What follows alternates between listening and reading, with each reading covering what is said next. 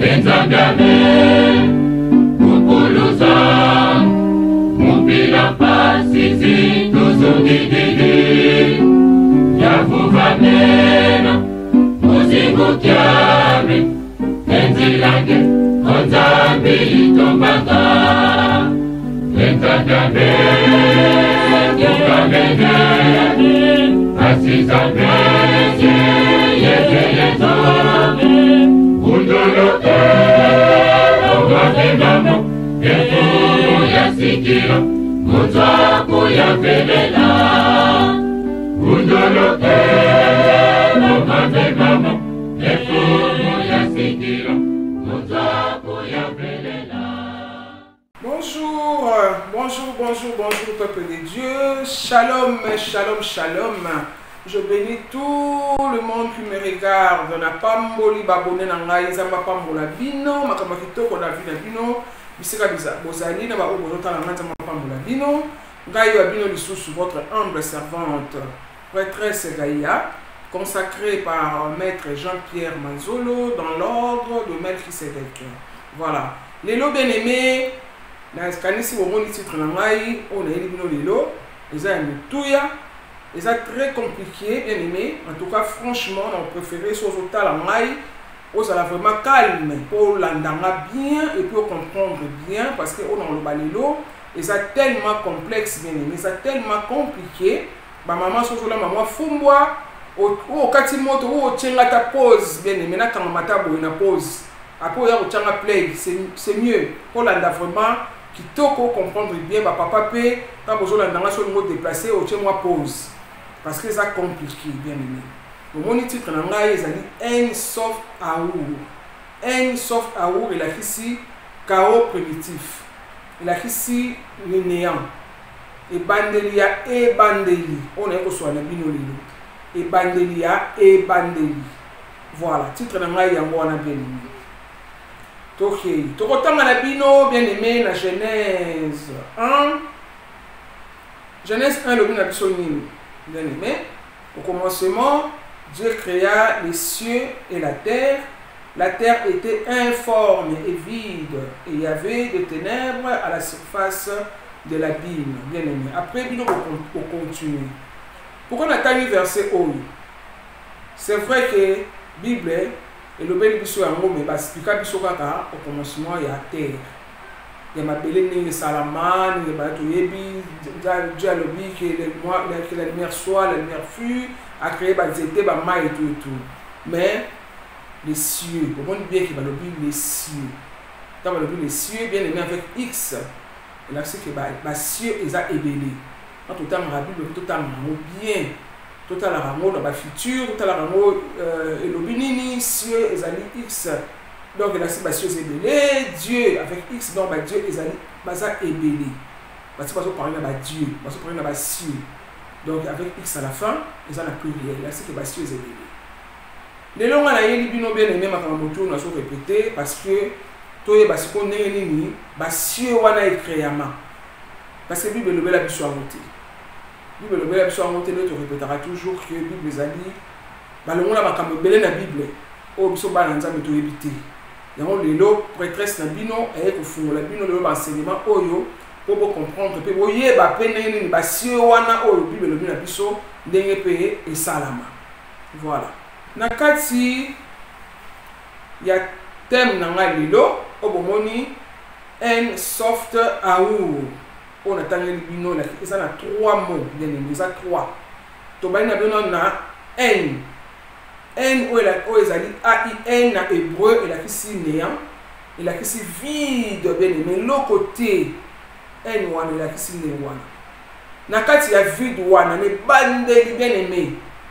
Nakati ya bandeli wana, nakati ya vide, il y a rien, il y a néant. Esprit en Zambé, où ezali kovanda nakati wana, ya néant wana. Nakati ya vide wana, ne bandeli. On a aussi le bino lelo. Nzambe wana waki na kati ya néant azalaki ye moko na kati ya chaos primitif alobi ke a se distraire bien aimé alingi sous solitude wana te alingi sikoyo a se distraire c'est-à-dire à créer ba monde azana batu bien aimé biso surtout le na mokili le koli so kozala ba parents na ona me ba parents ba banda bango moko fali papa utana mama basangana basala bala na bango voilà normalement vie est ndenge wana. Alors nzambe wana tant on se distraire il faut abana ce créer ba monde wana ce qu'on a parlé de na likolo abani ko créer ba monde a liboso oyo nzambe wana ya kao a créé qui comme nango n soft. Voilà, on a bien. N soft, là, ici, espace infini. Espace sans limite. On a N soft. Pour tout le monde qui est bien, thème n'a rien à N soft à où? N expliqué bien déjà, KO néant, Zambe, on a ce qu'on a fait KO, n'est-ce pas, on va créer ce qu'on a monde. Abandonner ce qu'on a monde, on a N soft. N soft, même si l'autre n'a pas ici, espace infini. Et là ici espace sans limite. Na kati siko ya N soft wana monde où nous avons créé, il faut soit créer bato. Abimisi des entités. Des entités wana na kati na ye moko. Esprit wana, nzambe wana a se sende, a mi kaboli, a engendré. Bien, mais na kati na ye abimisi Père divin, na Mère divine. Bien aimé. Toebike oyo tu ezana likolo ya mozana se Hermès na juste en bas oyo ezana se ezana likolo nzambe wana bimisi nzambe papa nzambe maman ko basamana basala monde basala bato voilà. Après tant masali n soft on a bisi bino ki ezali espace infini oyo engendré Père divin na Mère divine. Est-ce qu'on a la troisième monde au bengi N soft aour. Moi ce qu'on thème n'a pas écouté. N soft aour. Il y a trois mots. Il y a une petite explication. Nous avons dit que ça est monde au bengi N soft aour. Moi on est c'est là ici. Et là ici monde il y a lumière infinie. Monde il y a lumière infinie. Est-ce qu'on a engendré na kati ya monde wana N soft aour. Est-ce qu'on a engendré ce qu'on Dieu le Père, Dieu le Fils, Dieu le Saint-Esprit, bien-aimé. Quand on a parlé le Fils, Logos, Christ, parole, la Bible a toujours c'était que le Fils, on a Sarabino, et ça Jésus. Parce que on a Jésus na biso, azala inamté. Dans le Bible, pourquoi? Parce que tout ça na binope enseignement, il y a qui est Jésus. Voilà pour comprendre pourquoi à chaque fois dans le baka, quand je parle de Fils, je parle de Logos, je parle de Christ, je ne parle pas de Jésus. Voilà. Donc, la carte il y a un soft à one expliqué bino. Nous avons engendré ce que Dieu le Père, Dieu le Fils, Dieu le Saint-Esprit. Voilà. Ce que tout bandi siko. Quand on a créé l'entité on a ici bino, banzambe on a ici bino. Avant de créer les cieux, on a ici dans la Bible les cieux avec X pour comprendre ce pourquoi. Avant de créer ce que les cieux. Premier monde, les cieux on a qui comme on a dit Keter. Keter wana ezali monde ya couronne, monde à moto. Bien aimé. Esprit oyo bavandi kuna na kati ya Keter wana babenga ba séraphin. Ben on va séraphin, auto ben comme va trône, ba animaux, to ben comme va animaux de trône. On va ça rappeler meni yanzambe, qu'on a tombo la trône yanzambe, na de ma papu, ba na si ma papu. De ma papu ba tombo la trône, de ma papu qu'on a pumbwa, deux qu'on a voilé la face na ba parce que ba ko mona nzambe te. Yango ba ziparamisu. Bango bazana ba misu na libanda, ba na misu na kati. Bango to bango ba séraphin. Ba quatre êtres vivants. Bango wana o ba tombola ka trône ya Nzambe. Voilà. Na Apocalypse 4:8 et parler biso na bango na ba quatre êtres vivants. Au chacun bazana 6 ailes. Bien aimé. Bazana de ma papu ya ko pumbwa, de ma papu ya ko tombola trône, de ma papu ya ko voiler face na bango. Parce que on ne va pas mon Nzambe, il y a des personnes à 3 terres mon Nzambe. Soit mon Nzambe bali moi tellement moto le jour mon Nzambe, bango mointi. Voilà. Bango siko yope ça la rappelle adoration, ça on a tout le temps le bara saint saint saint, tu es Dieu, mais tu es saint saint saint, tu es ni commencement ni fin et tout, donc voilà. Ça remplit la base tout autour, on a ici tout à l'heure, ça basé dans les bandes, basé dans 4. Bah mis sous partout. Bah moi là, sur l'Apocalypse 4:8, va parler du son dans la séraphin. Vous continuez pour comprendre le rôle là-bas. Ça on a peu pour ça va louange dans Zambie. On a expliqué bino. Na kati ya monde wana keter parce que Zambie na kati ya monde surtout ataka toujours ba chef na kati ya monde wana. Na keter wana expliqué nous ali monde ba séraphin, chef na bango ezali Métatron. Métatron où il a ici, c'est lui qui se tient face à Dieu. Donc yé moko kaka ne mutu akomo na Nzambe bien-aimé. Mutu akomo na Nzambe ti. Yango yokaka ba rébellion oyo on a expliqué bino ba rébellion ça na likolo Lucifer asalaka parce que yé mona okanisa kaka ke yé moko de taza mutu ayambo. Mutu liboso Nzambe asalaka yé mutu le plus beau. Yé mutu ayaki na ba divinité ko le kaba ange soit likolo. Or c'était pas ça Nzambe azalaki déjà la premier ministre. Oto ben kombo ya Métatron. On Nzambe atia chef ya ba séraphin wana. On a aussi ba 4 êtres vivants. Yemdaki chef ya monde di boso ya yambo salama ki kombo ya na kombo ya keter monde ya moto le nebisibino sikoyo Lucifer ye akanisa ya zaki ye moko parce que ye mo akati mtana okuta na Nzambe zo ando mtana okuta na izalaki premier Métatron ezaki premier ministre o na kombo ya Métatron ye wana Lucifer quand il venait parler na Dieu il s'est pensé sur Nzambe on a ici Nzambe wana ki na kawana. Or, as a Métatron au Nzambe a tchaïe de muta représentant Nzambe. O toka ki abimela Moïse, Nzambe Moïse. Nzambe Moïse, c'est ça la première ministre na ye. La position à bouson ardent, mo toujours pela, mo ça sur la naï et ça la Nzambe té parce que Nzambe ba mona été bien aimé. Bota la rabi no moko ba ange, ba séraphin, o ba tomo la trône Nzambe, ba kuna do mo Nzambe ba kanga misu. Ba voilà la misu na bango. So ba fongoli misu na bango ba limoi. Bon, ce que Moïse Tazali na chair, à mon Nzambe nini. À mon Nzambe c'était le premier ministre wana Métatron. Oh Nzambe a tchaïe comme on a eu la ici, c'est lui qui se tient face à Dieu. Ya mon Lucifer a fâché ata ma yako yeba siko OK.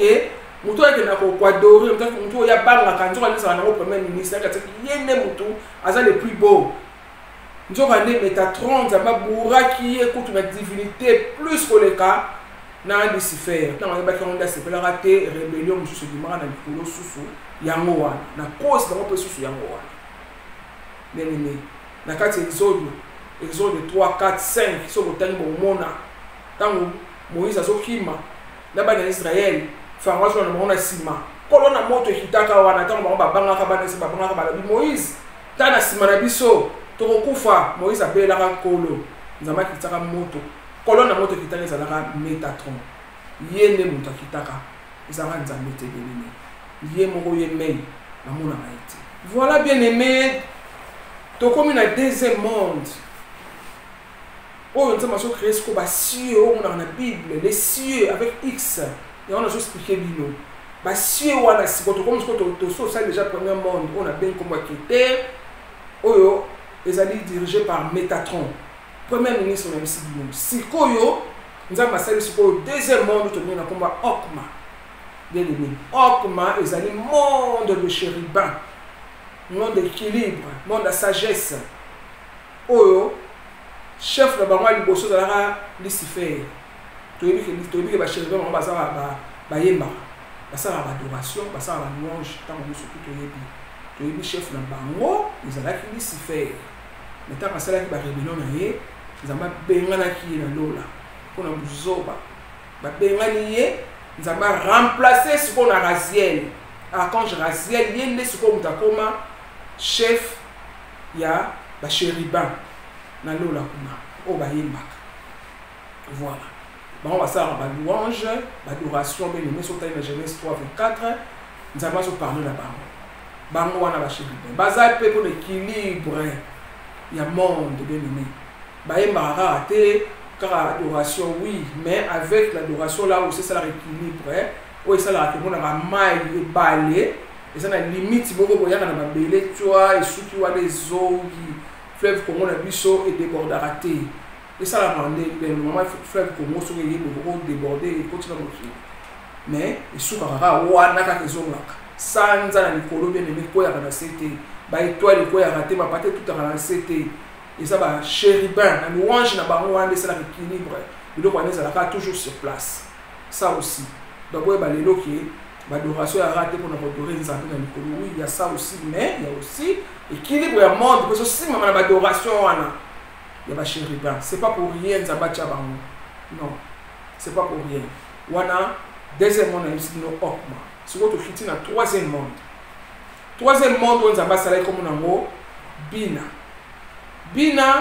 signification nango ezali monde ya compréhension monde ya batrône bien aimé dirigé par les 24 veillards to soana bino déjà n'explique bino ba 24 veillards tina na bango baza wana pona bakarma pona badharma moi 50% batikeli yo moko obongisa mabena malamu batikeli yo bango baza pona ba jugement n'explique bino ba trône chef na bango comme on a ange Cassiel mais nous nzambe aza toujours organisé bien na kati ya groupe na kati ya mboka so mokonzi aza te eotambola malamu te bino biso nyonso toza na sesa na likolo voilà donc na chaque monde otangela bino omonaki chef oyo azodirige yango azali ba 24 veillards baza na pouvoir mais baza quand même na chef président na bango oyo azodirige mboka wana tobengi kombo ya bina monde wana likolo kuna voilà ezali na chef nango Cassiel bien aimé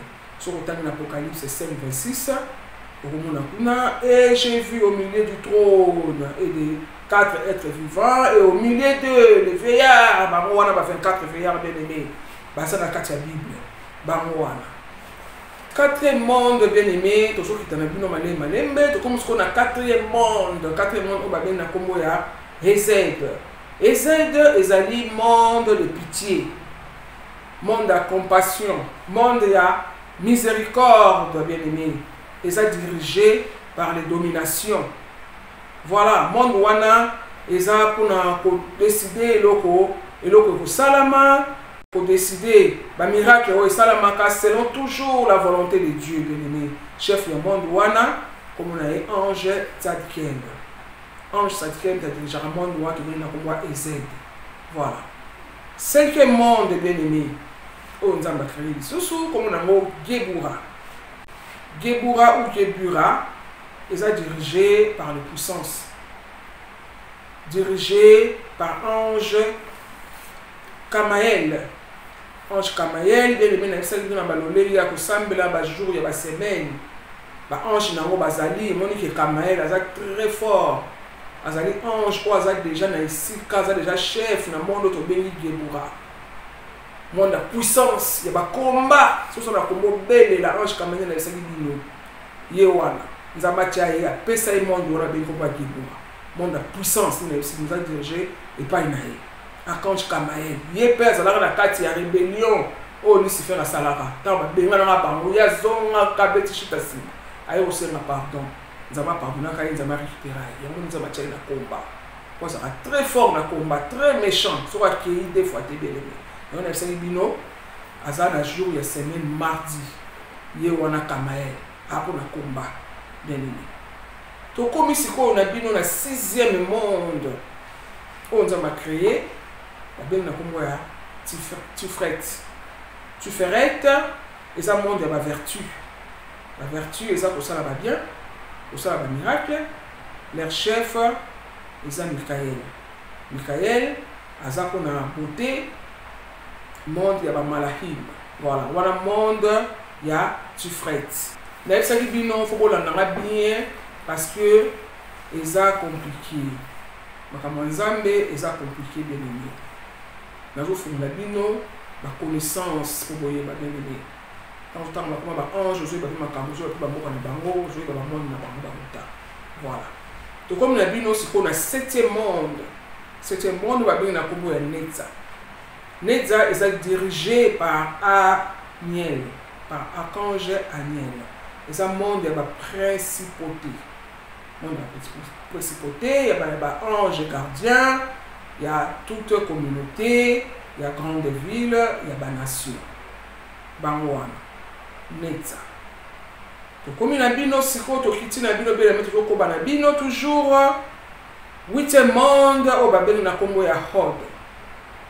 Hod est gouverné par Ben Elohim. Ben Elohim. Rôle ya ko guérir. Chef na bango est Raphaël. Raphaël, où il a ici Dieu qui guérit. Raphaël a on a pour la guérison. Mais ça dit na toujours na malolonga ko sambela na jour. Mais ça dit mercredi ezali archange Raphaël. Yé aza pour la santé, aza pour la démarche administrative de l'esprit bino. Omoni ki na likolo aza na monde na ye oyo yé aza chef comme na ngo Hod. Eza monde ya ba eza gouverné na Ben Elohim. Ba Ben Elohim baza pour na ko guérir bien aimé. Bango so ko beleli bango ba ya archange Raphaël yemoko comme on l'a dit Dieu qui guérit. Alors mais maman na ye wana mais batu na ye ba ange na ye ba ko guérir. Voilà. Na 9e monde sikoyo. Comme na monde ya Yesod. Yesod est dirigé par Gabriel. Gabriel il a ici le messager de Dieu. Monique Gabriel nous avons reçu un message. Nous avons sa Marie, bota mwana. On peut ça comme Jésus yé wana Gabriel. Comme on a ici le messager de Dieu. Il y a bâti narrative Gabriel. Mon nous allons monde ya fondement. Yesod. Ba oui ba vandi kuna, ba bengi bango, ba kerbin. Ba kerbin baza ba ange messager bien-aimé. Chef na bango Gabriel. Azo diriger bango, ba kerbin, ba messager bango wana, o ba yaka na ba rêve prophétique, na ba 4 heures, ba 5 heures, sur loti, ils ont ba rêve prophétique parce que ba ange wana ba yaka pour déposer ba message. O ba pasteur ba zwaka, ba prophète, ba mwalimu, ba maître, avatar, ba zo ba message. Ba partir ba 4 5 heures. Autant de là la apprendre profondément dans la Bible. Nous avons révélé à bâtard pour aller profondément. Ange au bayar na message ou na Yesod. Ça dirigé par archange Gabriel. Bango wana délivré. To comme na 10e. 10e ce quoi ça dit monde de Malkuth. Monde de Malkuth est un monde na biso ce ko ba ima. O toujours représenter la terre. Biso wana. Monde de biso ba ima. Les écoles terrestres, il y a incarnation, la réincarnation. Pour cela, il y a une incarnation. Voilà. Pour nous libre, il y a une loi, il y a karma. On va ça déjà dans 24 milliards. Après, comme ici, on a un monde malcuit, tout le monde a besoin d'un humain, on va tirer le cerveau pour ça, il y a un moko, au bobissa ou au bébissa. On va tirer le libre arbitre. On a ce qu'on peut se monde, malcuit. Monique biso ko na chef biso na mboka oyo ya na ba Kina na ba France na ba Hollande na ba wapi tout ça na ba chef on va se diriger no Monique nzaka pe na sali likolo na ye na ba monde la pesibino ba chef ya chaque monde tout ce qui est en bas et tout ce qui est en haut ndenge moko na mokina biso ya Malkuth oyo na biso ya ba ima to luka biso moko nyonso eza mabete pour na nzambe bien aimé. Nous sommes tous dans la religion parce que la religion surtout nous sommes dans se senda à se partager dans la religion nous sommes bien aimés. Au côté des côtés aussi vite au côté des côtés nous sommes ça partout. Nous mettre avatar le branabiso puis ça dans nos pyramides bien aimés ça pyramide nous sommes ça les colo moi koka wana on a aussi dans les bandits na haine les bandits na aussi les néants wana yé wana aka na les colo wana pyramide et panzani bonacé. Tous nous sommes là. La religion surtout musulmans, catholiques, groupe de prière, protestants, juifs, kimbanistes, nous sommes tous nassés wana bien aimés. Tous sommes là car surtout maintenant nzambe kaka moko. Nzambe est mort à la religion té. À la religion té. Il faut créer la religion de son Dieu lui il est partout. Vous non awa. T'es que parce que ça me la race musulman dans la société pour ça juif. La ligne était pas à bon non. Tout ça, surtout, dans Nzambe, quand on connaît l'expliquer du nom. Il y a un azal de pyramide. surtout na se awa tozaka na nzambe moko tozobundana bundana kovanda kaka boye te oza koto biso tokotala bakatholike bien aimé tokotala bakatholike mais ntango omoni ke ezosala neti vraiment ba changement ezozala te yo moko oremarke yango tu peux changer toke sikoyo na groupe de prière tu peux koluka bana bapasteur na biso mais yo moko ntango omoni sikoyo ça ne va pas tu peux aussi changer sikoyo bien aimé obengi ngai ebele oyebisi ngai patresse gaia osali biso bakombo te pesa biso bakombo baange wana oyo basalaki mabe oyo babebisaki mokili yango wana na préparele bino baange wana bakoni boyeba bakombo na bango bopesa yango nde bana te po kozala bomona o mwana akomi raziel baza baange oyo bayi kopolisa bato na mokili awa baange wana azopesa bino tobali na ange Azael alakisa bato kosala baepe nde na bisaki bino kosala baepe bambeli babouclier bien aimé kotubana kobunda bakaske wana omona amabende banolata awa oyo bato baepe balataka wana bacuirasse oyo balataka moto alakisa bango ange Azael voilà ye alakisa makambo ebele alakisa bato bamiroire babracelet wana ebisi bino bapeinture bandenge ya kokotisa basile basourcil wana osala yango bateinture tu wana moto alakisa yango ozali ange wana Azael na ebisi bino ange Semiaza oyo na biso azalaki chef ya bataillon wana 200 wana bakitaki wana obayakobotisa bahumain ye wana Semiaza ye alakisa banvoûtement koenvoûte bato ye moto alakisa yango et puis na bamisisa ya banzete na bisali bino ya kosala bamystique banini ange wana Semiaza moto alakisaki bato makambo wana ange harmonie plutôt ye alakisa bato exorcisme bamagie basorcellerie sorcellerie moto alakisa yango ozali ange harmonie ye wana moto alakisa bato kichor voilà ange barakial ye alakisa astrologie tokona baastrologue moto alakisa baastrologie wana ange barakial ye wana ange kobabiel ye alakisa bato basigne ya baétoile tokona mosusu batanga basigne ya baétoile toyebi étude nango basigne ya baétoile etu ye moto alakisa bato ange wana kobabiel na bisibino alakisa basigne ya baétoile ange Zikiel ye alakisa astronomie bien aimé astronomie eza nde moto na astrologie astronomie eza étude universelle oyo ezolakisa bamouvement na baposition ya bacorps céleste vous comprendre na bien aimé c'est ça